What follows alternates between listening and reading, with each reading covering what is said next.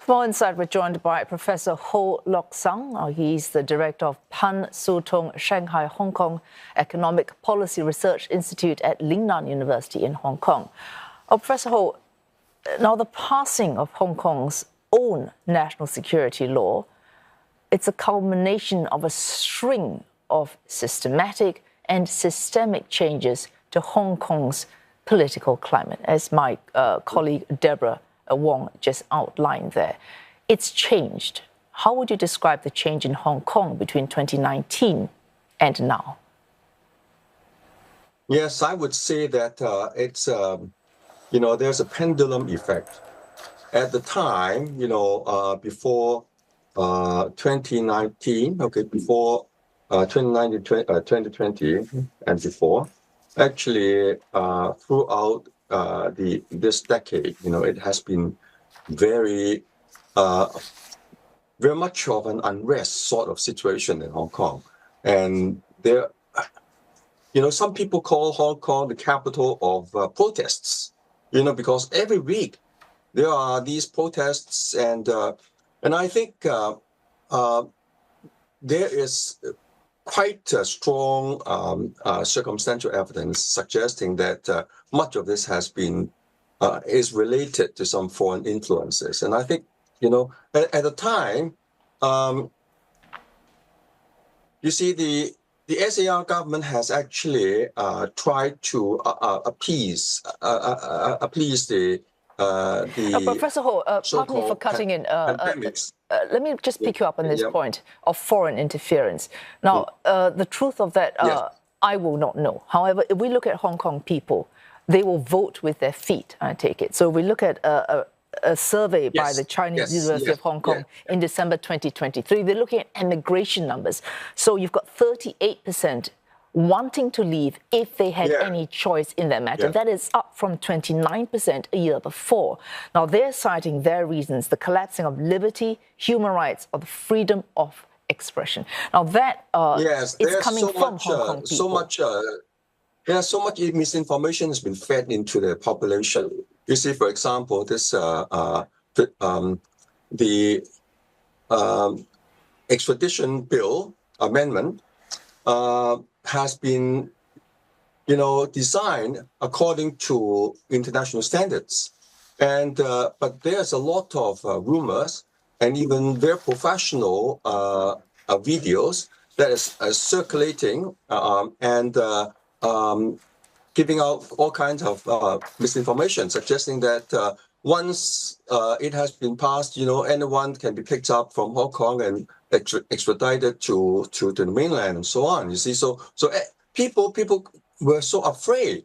You see, there's so much misinformation. But Professor Ho, it is possible that this fear that you mentioned arises because there is so much distrust at that point, I remember, between Hong Kong local government and the Hong Kong people. You see a point.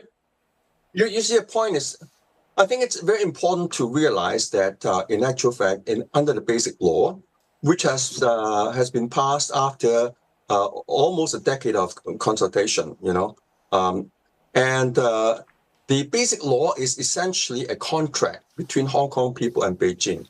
And what the Basic Law provides is that the Hong Kong people have this has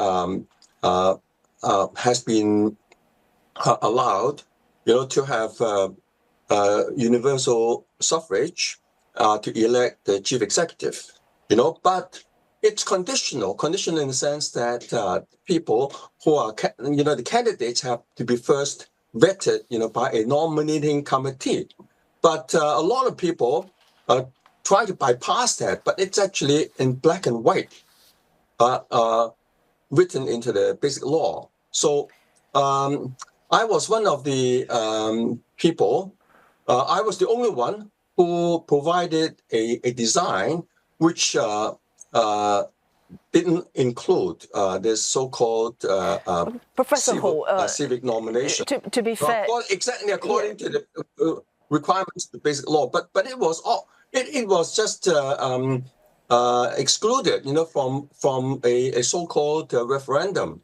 You see, all those three options that were given, laid out to the public, included this so-called civic nomination, which bypassed the basic law. So we are violating the contract between Beijing and Hong Kong. You see, the problem is that I had wanted to have a very low threshold, for nomination, but you have to win Beijing's trust first. But right, and of course, the issue was that, and in fact, it required Beijing passing its own security law in 2020 before. I mean, the argument was if that had not been passed, it might not have created the conditions that were needed for Hong Kong's own national security law to be passed in March of this year. If there was trust, if the Hong Kong people knew that this law was for their own good, they would not have required that law to be passed first by the central government. Why these two different sets of laws, and how are they different? Very quickly. Yeah, the two sets of laws are different in that the NSL didn't cover some of the things like theft of state secrets and prohibition of foreign political organizational bodies from conducting political activities in the region and so on. You see, so there are some items that are included in the Article 23 that are not included in the national security law that was passed on the mainland on behalf of Hong Kong. Yeah. Thanks so much for explaining that to us, Professor Ho Lok Sang from Lingnan University in Hong Kong.